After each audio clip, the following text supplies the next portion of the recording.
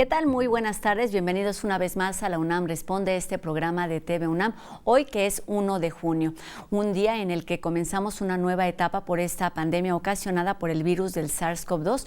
Como sabemos, concluyó la llamada Jornada Nacional de Sana Distancia, lo que no significa que esta crisis se haya superado. Sabemos, tanto por indicaciones de las autoridades de la Universidad Nacional Autónoma de México, como de las autoridades sanitarias y de gobierno de nuestro país, que en nuestro país, en México, existe aún un alto contagio por el virus del SARS-CoV-2, lo que significa que es importantísimo seguir manteniendo las medidas de higiene y de distanciamiento, y eso sí, estar muy al pendiente de los colores de los llamados semáforos para saber cómo nos iremos reintegrando a la vida cotidiana, la llamada ahora nueva normalidad.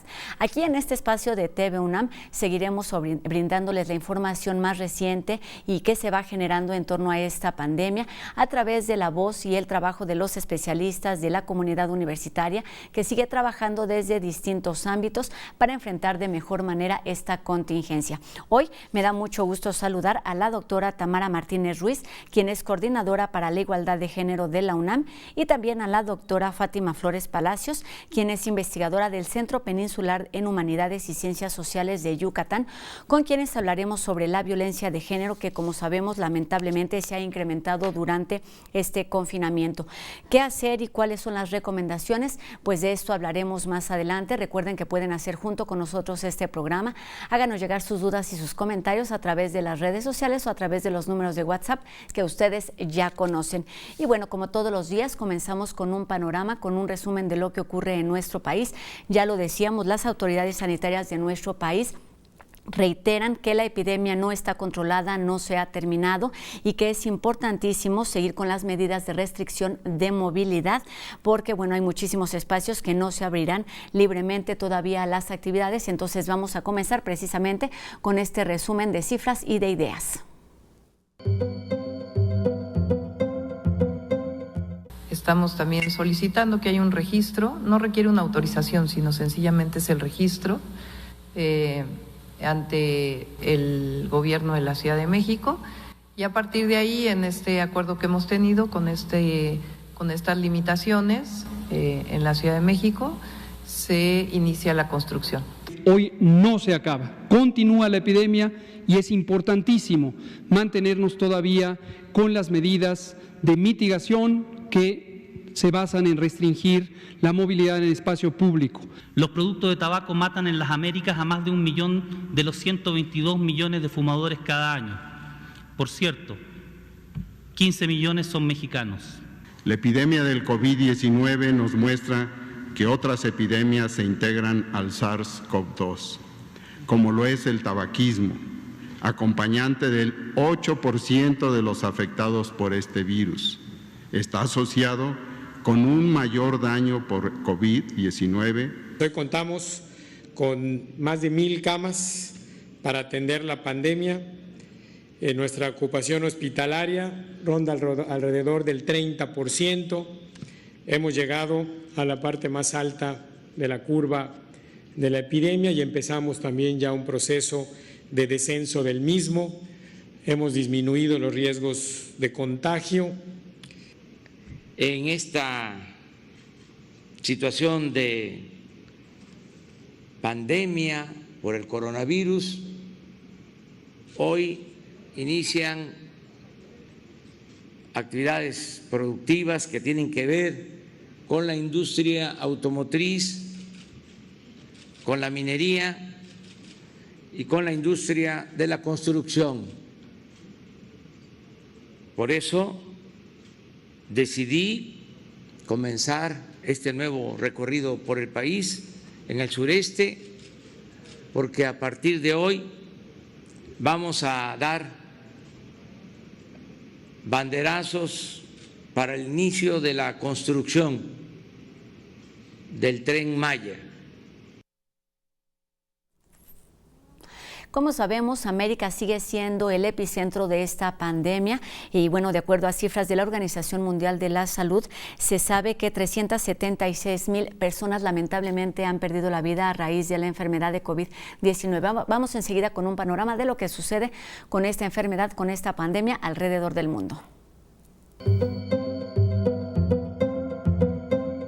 En el mundo se registran más de 6.1 millones de personas infectadas de COVID-19 y más de 370.800 muertes. Estados Unidos registra más de 1.700.000 casos y más de 104.000 muertes por COVID-19. Irán registra su mayor aumento de casos con 2.979 infecciones en 24 horas. China reporta su mayor aumento en el número de casos en 3 semanas, con 16 nuevas infecciones provenientes del extranjero. América Latina ha superado las 50.000 muertes por COVID-19 y registra alrededor de 1 millón de casos. Brasil registra 16.409 casos en las últimas 24 horas, elevando el recuento nacional a 514.849 infecciones. México reporta 886 muertes por COVID-19 durante el fin de semana, llevando la suma a 9.930 fallecimientos. Perú reporta 8.805 nuevos casos de coronavirus en tan solo 24 horas. Chile se acerca a los 100.000 casos con 99.688 infecciones registradas. En Italia, el número de casos activos continúa disminuyendo tras 4 semanas de flexibilizar las restricciones. Grecia levanta restricciones de cierre a hoteles, cines al aire libre, campos de golf y piscinas públicas y se reanudan clases en las escuelas primarias. Reino Unido reabre mercados al aire libre y algunas escuelas. En Australia, zoológicos y museos comienzan a abrir. Tailandia reabre algunas playas manteniendo el distanciamiento social como parte de su disminución de restricciones. Turquía reanuda vuelos nacionales y viajes en automóvil entre las grandes ciudades y reabre cafeterías, restaurantes y el Gran Bazar de Estambul. Sudáfrica levanta parcialmente el bloqueo, permitiendo que las personas salgan a trabajar, a orar, a hacer ejercicio o ir de compras. ¿Cómo se atiende la trombosis en pacientes con COVID-19? Esta es solo una de las preguntas que hacen llegar a nuestras redes sociales todo el auditorio y como todas las tardes nos ayuda a responderlas el doctor Carlos Rosales del Instituto de Investigaciones Biomédicas de nuestra universidad. Buenas tardes, doctor. Buenas tardes. Mando un saludo a Rosa y a todo el equipo de la UNAM Responde. Tenemos nuevas preguntas de nuestro público y ahora nos han preguntado ¿qué hay acerca de la formación de trombosis en pacientes con COVID-19 y cómo se trata esto en el hospital? Aunque la mayoría de los pacientes con la enfermedad COVID-19 principalmente presentan un cuadro grave de insuficiencia respiratoria que puede progresar a la falla múltiple de órganos y finalmente a la muerte, también un grupo importante de pacientes puede desarrollar alteraciones de coagulación. Esto lleva en muchos casos a la formación de trombos, esto es, coágulos en la circulación, que pueden aumentar el riesgo de muerte. El tratamiento para esta complicación está en manos del médico que atiende a cada paciente. En general, se ha sugerido el uso de anticoagulantes, como la heparina, pero esto debe ser considerado en forma individual para cada paciente, ya que es claro que la formación de trombos no es una característica general de COVID-19. Guillermo, de 53 años, nos pregunta, ¿cualquier persona es viable para el uso del factor de transferencia? El factor de transferencia es un extracto dializable del leucocito. Esto es, se toman glóbulos blancos, se hace un extracto y se dializa. En esta mezcla en este extracto hay una mezcla compleja, no definida, de sustancias que pueden tener efecto positivo o negativo sobre las células del sistema inmunológico. Debido a que es una mezcla compleja, no se sabe qué efecto tendrá realmente. Puede estimular, como se dice, al sistema inmunológico, pero también lo puede inhibir. Al ser una mezcla no definida, el resultado no se puede predecir. Es mejor evitar el uso de este tipo de sustancias. Si usted quiere mejorar su sistema inmunológico, es mucho más seguro tener una buena alimentación, dormir bien, hacer un poco de ejercicio. Si usted mejora su salud en general, su sistema inmunológico funcionará mejor. Gracias. Regresamos con Rosa al estudio de TV UNAM. Gracias, doctor. Buenas tardes. Y bueno, sabemos que ante la medida de confinamiento que comenzó en nuestro país hace poco más de 2 meses, ha habido algunos grupos que resultan vulnerables con esta medida, y es que la violencia de género, la violencia en casa se ha incrementado, y lo sabemos a raíz de cifras, por ejemplo, en el aumento de llamadas a números de emergencia y también a través de las autoridades. Bueno, pues, ¿qué hacer ante estos casos? ¿Qué acciones tomar y cuáles son las recomendaciones? De esto conversamos esta tarde con 2 investigadoras de nuestra universidad. En primer término, saludo a la doctora Tamara Martínez Ruiz, quien es la coordinadora para la igualdad de género de la UNAM. Ella es psicóloga con maestría y doctorado en el Centro de Investigaciones y Estudios Superiores en Antropología Social. Doctora, buenas tardes. Hola, ¿qué tal, Rosa? Buenas tardes a ti y a todo el auditorio. Mucho gusto de estar con ustedes. Muchas gracias por estar aquí hablando de estos temas que resultan delicados, y también nos enlazamos hasta el sureste de nuestro país con la doctora Fátima Flores Palacios, quien es investigadora del Centro Peninsular en Humanidades y Ciencias Sociales de la UNAM y quien es doctora en Psicología, especialista en salud mental. Buenas tardes, doctora. Buenas tardes, mucho gusto de estar con ustedes. Pues sí, muchas gracias, qué bueno que estamos aquí. Lo primero que se tiene que hacer ante estos temas de violencia, pues es evidentemente hablar de ellos. Y sabemos que fue en febrero cuando el rector de nuestra universidad, el doctor Graue, anunció la creación de esta Coordinación para la Igualdad de Género. ¿Por qué no nos platicas, Tamara, para empezar brevemente, cuál es el objetivo de esta coordinación recientemente creada en la Universidad Nacional Autónoma de México? Pues sí, claro que sí. Es una coordinación que en efecto la anuncia el señor rector en febrero, y la idea de esta coordinación es que está dedicada a diseñar, a instrumentalizar, a operar políticas institucionales a favor de la erradicación de la violencia de género y hacia una institucionalización y una práctica mucho más igualitaria en temas de género en la Universidad Nacional. Y bueno, con esto, por supuesto, permear en los distintos sectores de la sociedad en donde pertenecen también nuestras universitarias y los universitarios, pues en todo el país. Y nada más para terminar la idea completa, ¿qué es en lo que están trabajando? ¿Cuáles son sus ocupaciones a raíz de esta pandemia por COVID-19? ¿Cuál es, digamos, el rango al que se ampliaron en el que están trabajando en este momento? Sí, claro. Pues mira, de entrada esta coordinación busca transversalizar una política institucional en materia de mejorar la igualdad de género. Y en ese sentido, la forma de transversalizar esta política institucional son desde distintas aristas que tiene, que aplica el género como tal. Uno de ellos, y el más importante, y para lo cual el día de hoy estamos platicando, es el tema de violencia de género, por ejemplo.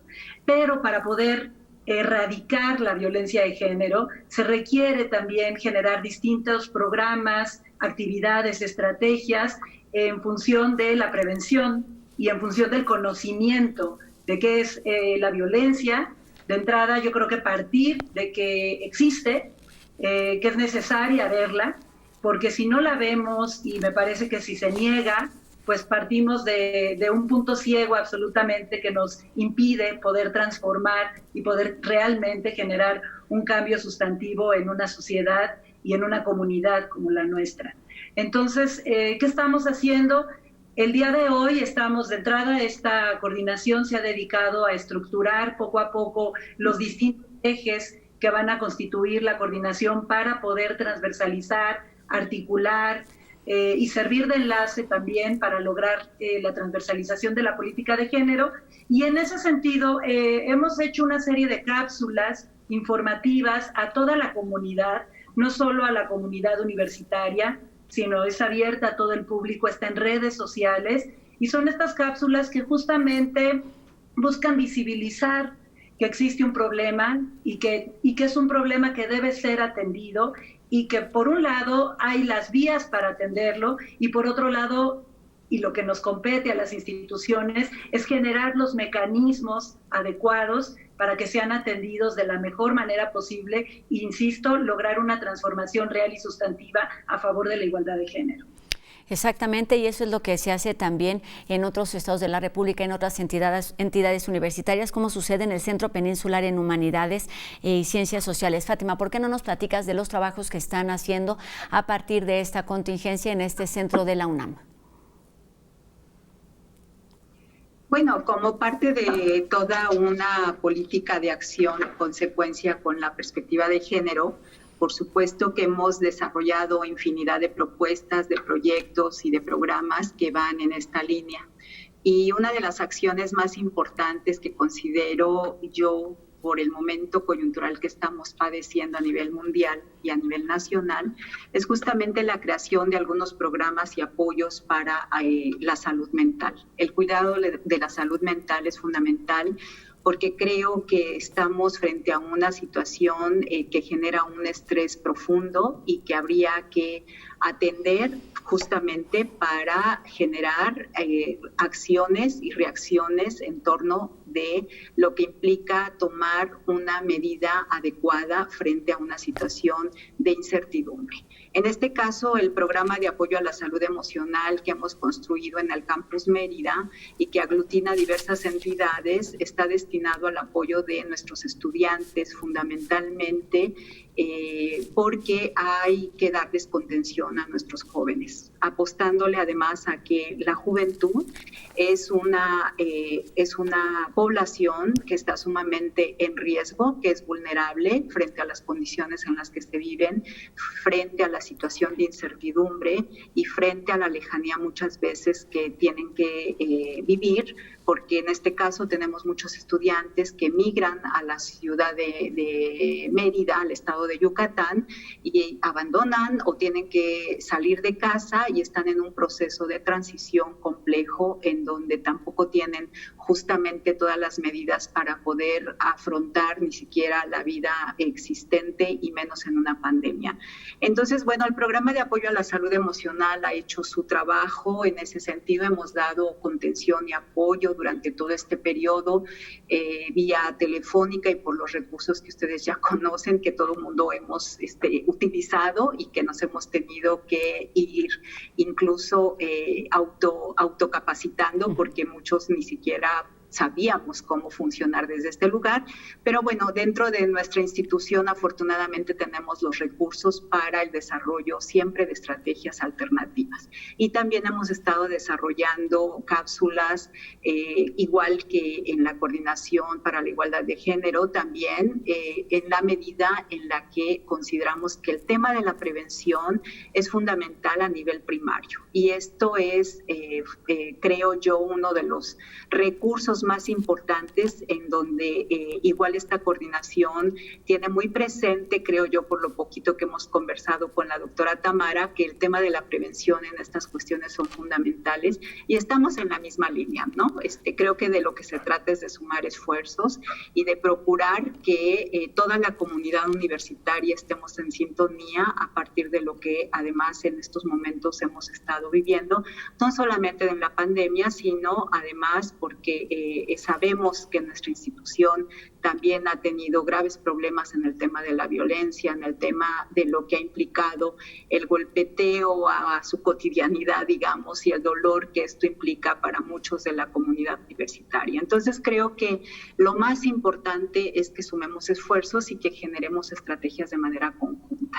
Exactamente, esto con el objetivo de atender en primer término, como bien nos dicen, a la comunidad universitaria, que es con quien, bueno, la universidad tiene contacto directo, pero estando en esta pandemia, estando en el confinamiento, pues toda esta comunidad universitaria está fuera, está en casa, fuera de las universidades, de las aulas, está en casa. ¿Cómo entender, cómo empezar a descifrar este tema de la violencia de género? Empecemos definiendo qué es la violencia de género, cuáles son los grupos más afectados. Tamara, quizá nos puedas ayudar a entender esta parte o a explicarla a detalle.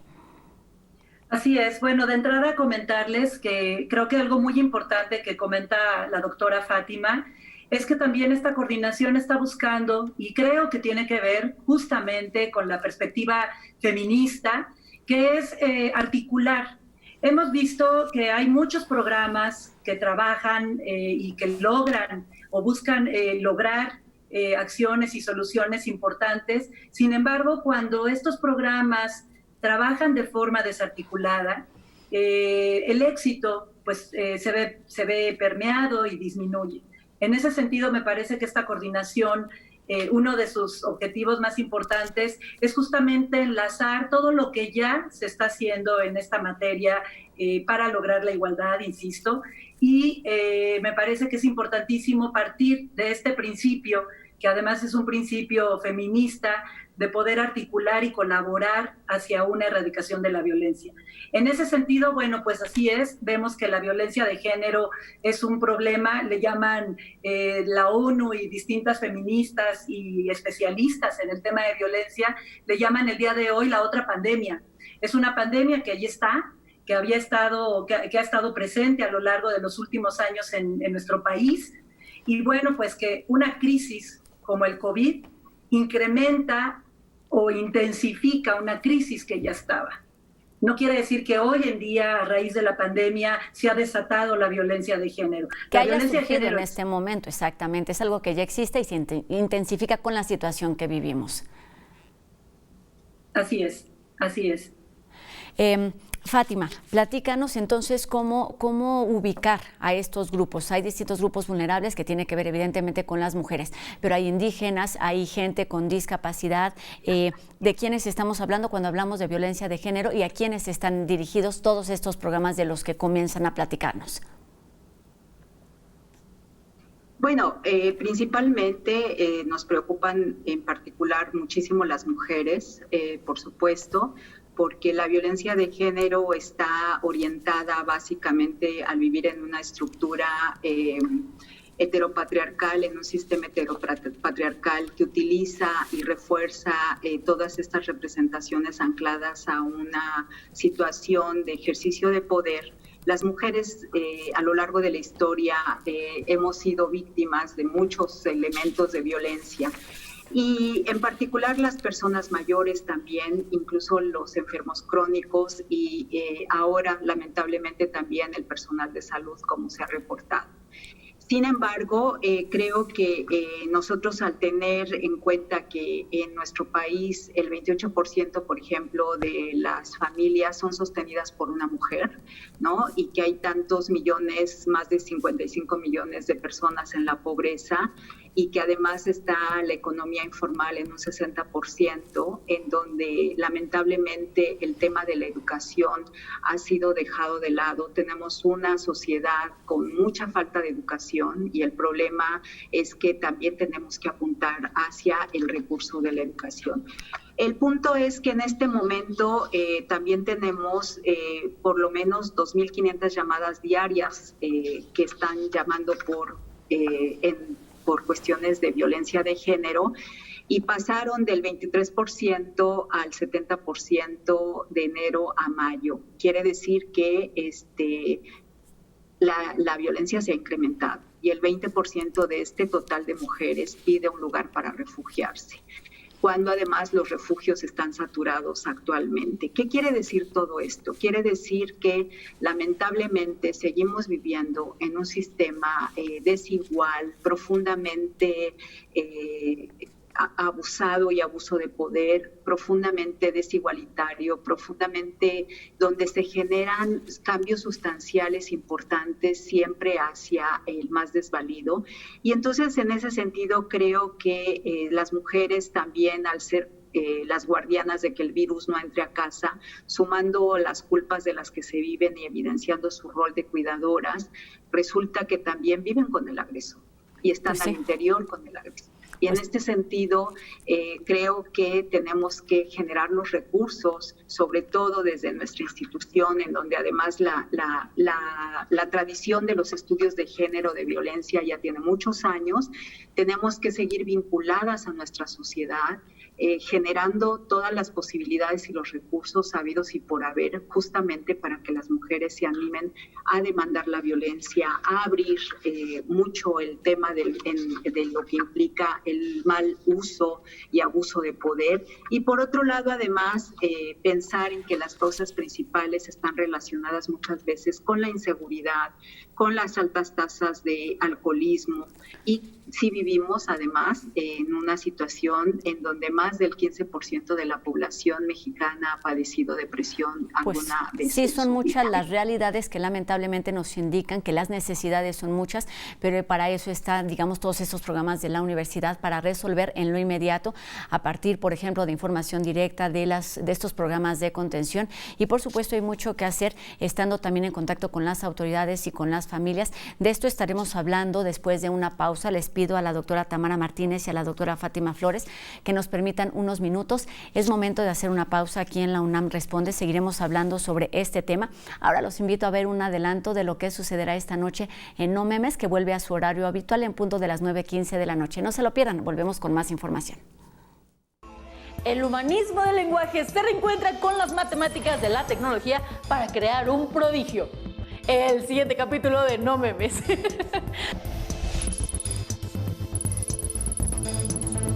Más allá de las palabras y más allá de las pantallas, exploramos los puntos de encuentro, desencuentro y las oportunidades de colaboración entre lenguaje y tecnología.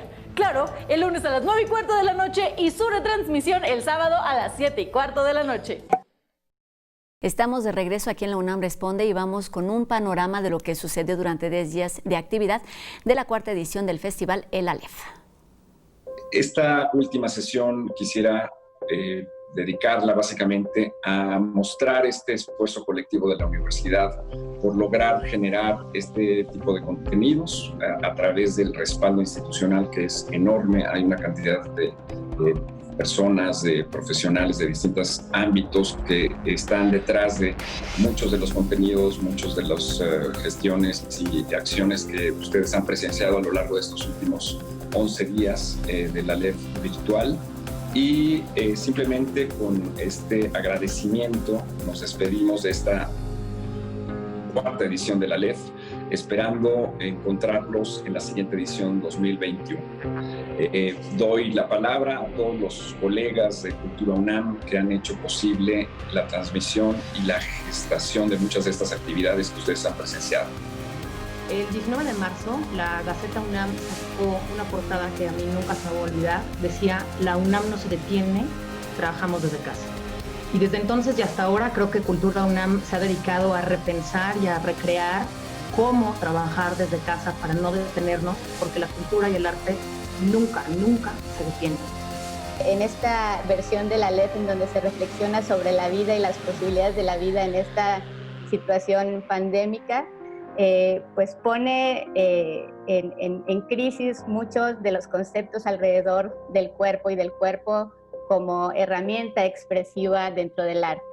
Entonces, participar en esta versión de la Aleph nos hizo justo entrar en esa reflexión y en ese debate sobre el cuerpo, sobre las posibilidades de ese cuerpo que en sí mismo es vida y es potencia humana, sobre sus posibilidades en el marco de la comunicación virtual. Bueno, la Aleph ya había hecho un milagro, ese milagro que fue unir arte y ciencia. Pero ahora en su 4ª edición, de verdad que es el milagro que parecía imposible, que es migrar al espacio digital. En estos momentos donde se pone en duda, en riesgo, lo más elemental del ser humano, es decir, la convivencia, donde el otro y la otra son vistos como potenciales enemigos, potenciales amenazas, donde tenemos que estar resguardados ante el temor del contacto humano, había que responder con lo mejor de lo humano. Y lo mejor de lo humano, sin duda, es el conocimiento, la cultura y el arte. Que puso al alcance de todos nosotros la posibilidad de reflexionar críticamente toda una inmensa gama de información muy valiosa, información rigurosa, proveniente del campo artístico y del campo científico. Me parece importantísimo rescatar de esta edición de la Aleph esta mirada tan necesaria que es justamente horizontal y transversal en términos de transdisciplina. Dejar de pensar que el arte y la ciencia son áreas separadas que de pronto por alguna coyuntura gubernamental o política se unen, sino verdaderamente entender las capacidades de estas áreas de conocimiento.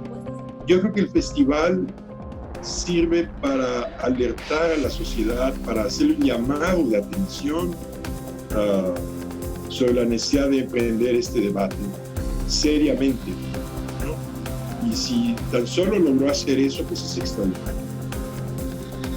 Ha sido una oportunidad que no quisimos dejar pasar para conectar con el público, para decirle a la comunidad teatral, al público que adora la disciplina teatral, que aquí estamos. Y había que hacerlo porque estamos viviendo una extraña situación que nos mantiene solos, pero al mismo tiempo juntos. La universidad demuestra una vez más ser un lugar para la creación de pensamiento vivo, porque precisamente el pensamiento y la imaginación es aquello que nos permitirá imaginar un futuro posible. Así que muchas felicidades a todas y a todos quienes hicieron posible que se haya dado este festival y bueno, principalmente a todos nuestros invitados e invitadas especiales que dijeron que sí a esta experiencia y que bueno, se queda plasmado en la historia de la UNAM y en la historia pues principalmente de todo el mundo, ¿no? Impactante, yo creo que es la manera de resumir lo que ha sido esta experiencia de Aleph. Sin duda, la programación ya sabíamos que era espléndida, queríamos todos conocerla y poderla disfrutar presencialmente, pero lo que ha pasado realmente nos ha enseñado mucho más a toda la coordinación, diría yo, y que implica, por supuesto, no sé si una nueva normalidad, pero cosas distintas a las que nos estamos preparando, porque muchas de estas cosas van a ser cotidianas de alguna forma. Y fue un deleite y un gozo. Para Radio UNAM, todos los días, de programa especial sobre la Aleph es un verdadero privilegio. Y lo que nos tocó hacer, creo que lo recordaremos más allá de los momentos difíciles, por saber que estuvimos a la altura de un tiempo singular para dar lo mejor de nosotros mismos. Una felicitación a todo este equipo maravilloso y mi reconocimiento a la UNAM por la iniciativa tan extraordinaria para hacer este año. Síganos en nuestra página de internet y redes sociales www.culturaunam.mx/elalef y redes sociales @festival-elalef en Instagram, Facebook y Twitter.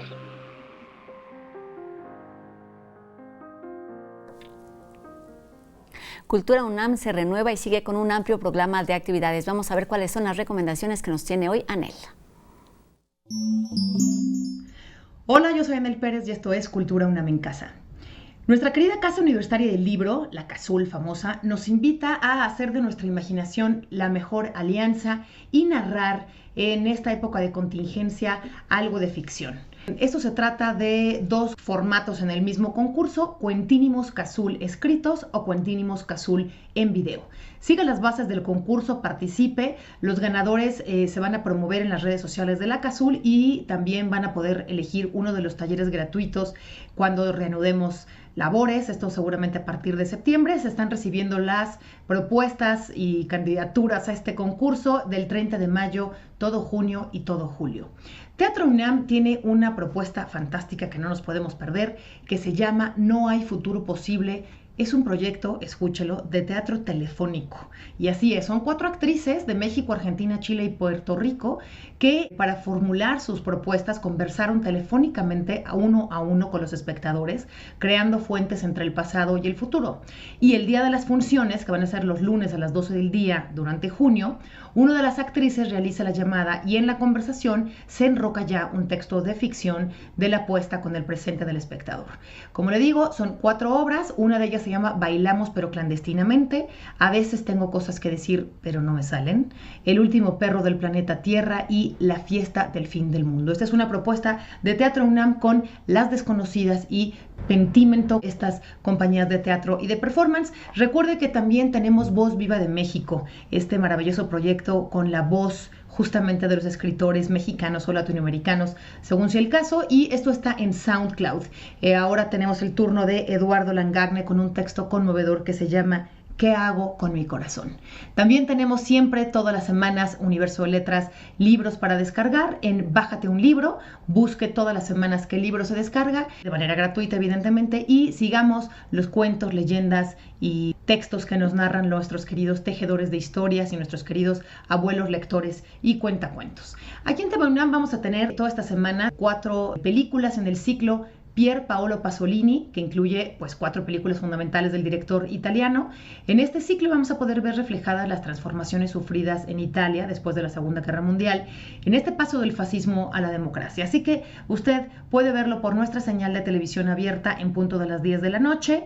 Así empezamos la semana con muchísimo que ver. Haga su checklist para que no se pierda nada y regresamos con Rosa al estudio de TV UNAM. Yo lo veo mañana con más recomendaciones. Todavía tenemos que quedarnos en casa y todavía tenemos que acertar cuando la UNAM responde.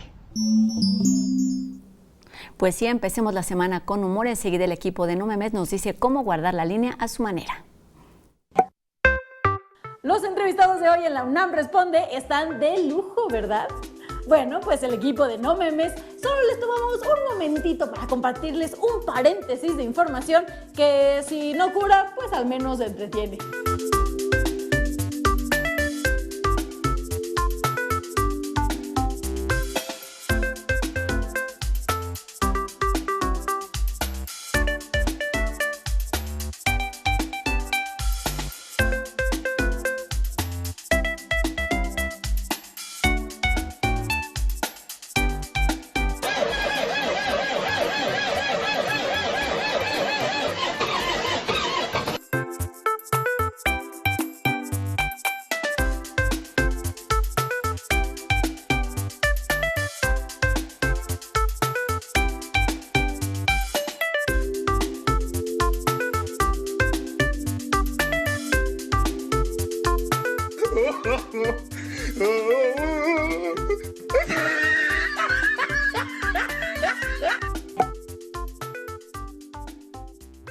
Es momento de hacer otra pausa aquí en la UNAM Responde. Antes los dejamos con una cápsula que nos ayuda a recordar algunas de las medidas de prevención que debemos seguir tomando aún en esta nueva etapa de la construcción de la nueva normalidad.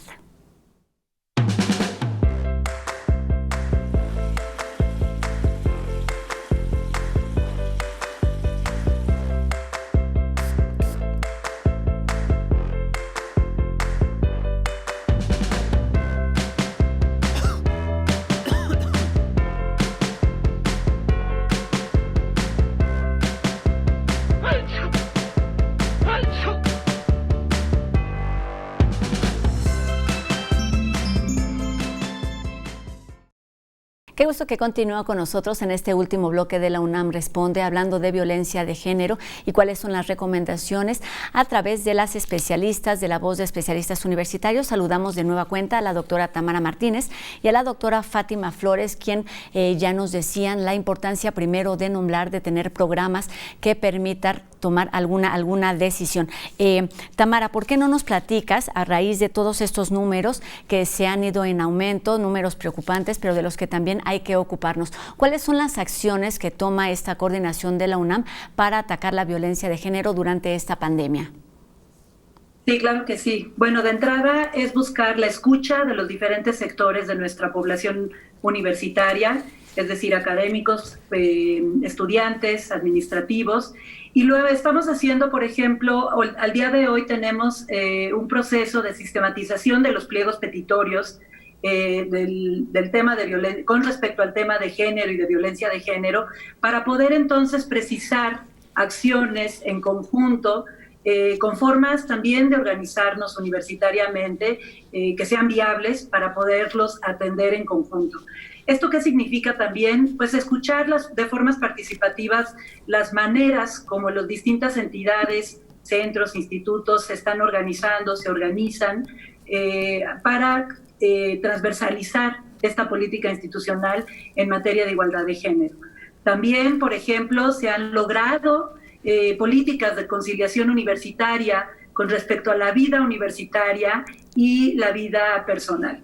Esto significa que, por ejemplo, se han extendido, en la medida de lo que se puede, se han extendido las fechas de entrega, de fechas límites, por ejemplo, de proyectos de investigación o, por ejemplo, becas. Esto para poder comprender que estamos en una situación especial, en donde pues principalmente es a las mujeres universitarias, donde recaen principalmente las labores de cuidado versus también la vida laboral. Y bueno, por otro lado, me parece que también es importantísimo el lograr políticas institucionales, esto es, que vayan y atraviesen de alguna forma más allá de las personas que el día de hoy estamos aquí, que se queden, que sean implementadas a través de en los distintos sectores y en los distintos programas que tiene la universidad, en programas estudiantiles, en programas académicos, en programas administrativos. Entonces, otra de las estrategias fundamentales, y por ahí vamos, es la capacitación a todos los sectores de la universidad. Consideramos fundamental que cuando una mujer denuncia es porque hay algo allí, es porque atreverse a denunciar ya es un reto, y me parece que es fundamental que como universitarios lo sepamos, lo conozcamos y sobre todo nos unamos para poder generar estrategias hacia la erradicación de la violencia. Y en ese sentido es que tenemos que hacer estos cambios operativos, estos cambios estructurales y, por supuesto, una organización coordinada, articulada en todos los sectores y, por supuesto, del lado de las expertas y los expertos en esta materia de género.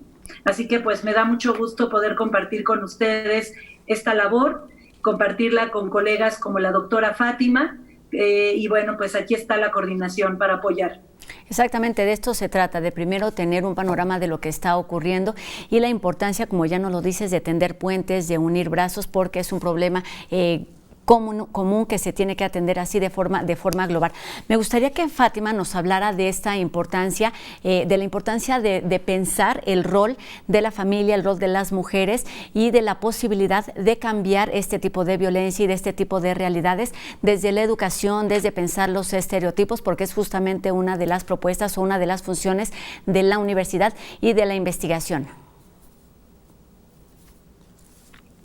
Sí, muchas gracias por la oportunidad de poder conversar estas cuestiones, porque son demasiadas, es muy amplio. Yo creo que lo primero es reconocer la magnífica oportunidad que hoy tenemos de contar con una coordinación para la igualdad de género. Esto ha sido maravilloso porque es algo que desde hace muchísimos años mujeres que hemos militado y trabajado, investigado y siendo pioneras del feminismo en México y después académicas investigadoras en nuestra institución, hemos siempre pedido y reiterado la necesidad de una coordinación como esta. Enhorabuena, doctora Tamara, estamos felices de tenerte, felices gracias al señor rector. Creo que este ha sido un paso increíble y que ha sido una situación extraordinaria en donde a partir lamentablemente de una situación de conflicto también vino a darse una respuesta muy afortunada. Y en este sentido creo que hoy nos toca a toda la comunidad, hombres, mujeres, académicos, trabajadores, estudiantes, apoyar esta coordinación, darle sentido a la coordinación y justamente trabajar en pro de programas que sustenten toda una visión y una política con la que nace. Me parece que tenemos una oportunidad extraordinaria, además de deconstruir muchas cosas que estaban mal planteadas, muchas articulaciones equivocadas, y creo que hoy tenemos una maravillosa oportunidad, que es justamente aprender. Se aprende de los errores, pero también se aprende mucho de las situaciones que generan tanta situación, tanta angustia, tanto dolor y un dolor psíquico que creo que es en el que nos encontramos también como sociedad.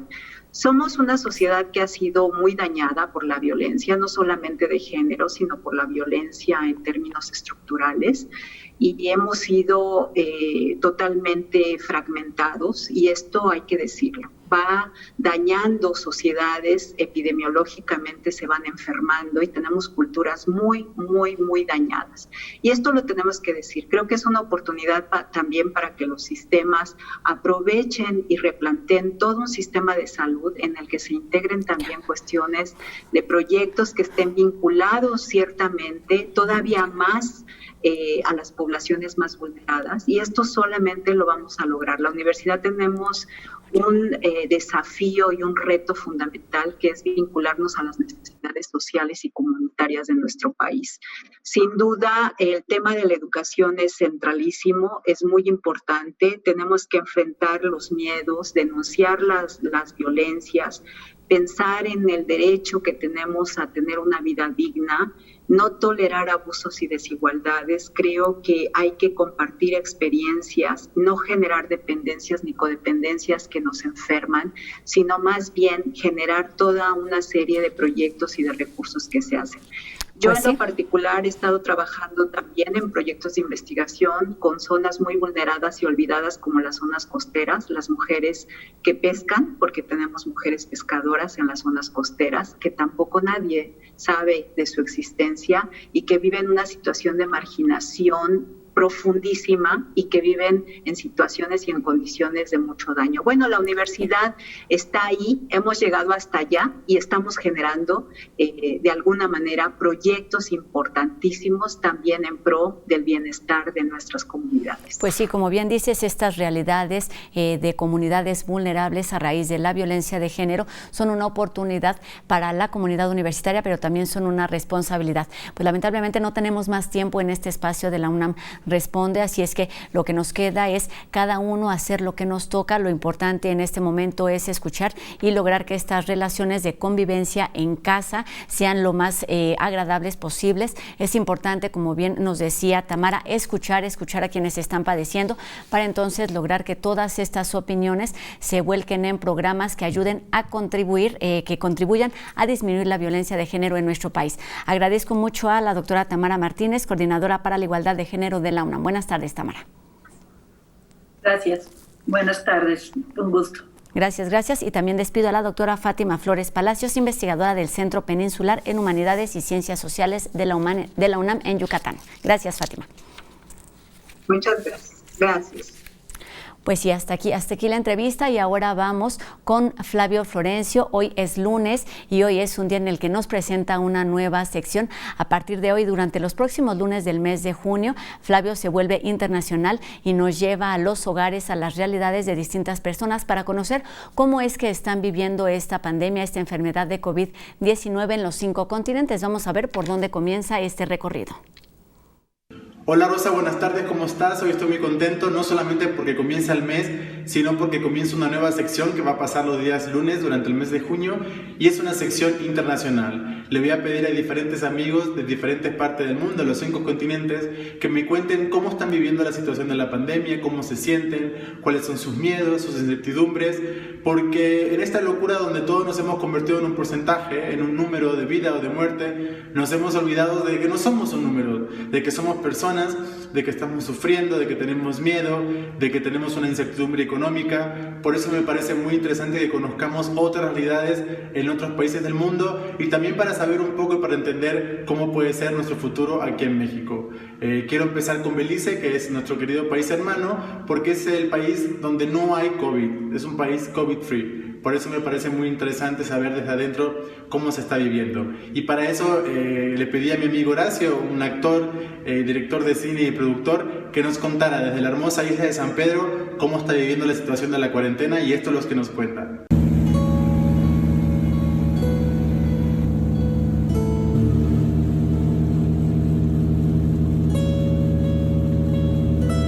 Buenos días, hermanos mexicanos, les habla aquí Horacio Guevero desde la isla de San Pedro Belice. Bueno, pues nada más les quería platicar un poquito de cómo fue aquí cuando llegó el coronavirus, ya que San Pedro Belice fue el primer lugar donde se encontró, donde hubo un caso positivo del coronavirus. Los primeros 3 días fueron un poquito caóticos porque pues nos encerraron completamente, no había ni una lancha que podía entrar, ni salir, ni las avionetas, nada, o sea, la isla quedó completamente aislada. Nada más tuvimos 18 casos del coronavirus con 2 muertos. Hoy en día, gracias a Dios, ya no hay ningún caso activo, ya que los casos que habían positivos ya son negativos y ya tiene más que 30 días que no hay ningún caso y sí se siguen haciendo los tests. Pero pues no, ya no hay más, y como las fronteras ya se cerraron, están cerradas por completo las fronteras, o sea, no, el aeropuerto internacional y las fronteras de que nos conectan con Guatemala, México, Honduras, pues igual ya están cerradas. O sea, ya no puede entrar nadie más, nada más para mercancía están abiertas, pero ya turistas ya no hay. Así que estamos bien en el estado de salud, porque no hay coronavirus en Belice. Pero ahora cuando viene a lo económico, ya hay gente que sí está empezando a sentir los efectos, porque pues ya se les está gastando el dinerito que tenían salvado. El país sigue en estado de emergencia, porque ese es el estado que se declaró cuando se supo lo del coronavirus, pero ya las restricciones no están tan aceleradas, porque ahora ya se puede salir de las 5 de la mañana a las 8 de la noche. Puedes salir a hacer ejercicio, de compras o igual a nadar, porque antes no se podía salir a nadar ni a pescar, nada de eso. Ahorita, como ya se sabe que el virus no está en el país, ya se abrió internamente el país un poquito. Igual como la gente, primero solo eran 10 personas que se podían juntar, ahora ya se pueden juntar 40. Los restaurantes ya pueden abrir, pero tienen que mantener todas las restricciones higiénicas, o sea, mantenerse 6 pies o 3 metros. Y muy importante, aquí en Belice todos tienen que usar mascarillas. Si te agarran en la calle sin mascarilla, te multan $5,000 beliceños, que es equivalente a 2.500 americanos. Así que aquí todos con sus mascaritas y pues no, los únicos que estaban así como que no queremos usar máscaras eran los que viven aquí, los gringos que viven aquí. Los locales pues no, todo está bien. Sí hay algunos que ya quieren que se abra y que pues ya quieren ver que gringos vengan y que empiecen a gastar los dólares para que sus negocios pues sigan prosperando, pero pues aquí la mayoría de la gente y beliceños prefieren que no tengamos el virus a que vengan unos poquitos de dólares americanos. Así que hasta ahorita todos estamos bien. Y está nublado hoy. Hoy no es un día con sol y así como normalmente es la Isla Bonita. Hoy está un poco nublado y parece que va a llover. Aquí todos manejan carritos de golf. Y solo para que tengan una idea, sí hay aquí se tiene que usar una mascarilla, si no te multan. Y como ven, hay mucha gente que pues no lo tienen puesto, pero si ven que está llegando la policía, ahorita se lo calan. Pero mira, aquí vienen 2, 3 golf carts que sí, todos, es más, todos aquí lo tienen puesto, porque sí lo tienes que mantener puesto, si no te multan. Mañana ya podemos empezar a ir a los gimnasios aquí, porque eso no se pudo hacer como para casi 2 a 3 meses. Y ahora mañana sí podemos regresar al gimnasio. Así que eso es una de las cosas que pues me alegro. Bueno, pues ya es de noche y aquí estamos en mi casa. Bueno, y lo que quería decir pues para acabar hoy es a mis hermanos y hermanas mexicanos. He estado viendo mucho en YouTube y en las noticias que hay bastantes mexicanos que piensan que el coronavirus es o no es real. O sea, no toman las precauciones, no están haciendo caso al Departamento de Salud, y esa es una de las razones principales porque muchos mexicanos se están muriendo. Así que sí les quisiera pedir que por favor le hagan caso al Departamento de Salud y hagan lo que deben de hacer. Miren cómo Belice ya está COVID free, no tenemos ni un caso más de coronavirus, y eso es porque la gente aquí sí sabe hacer caso y sabe entender.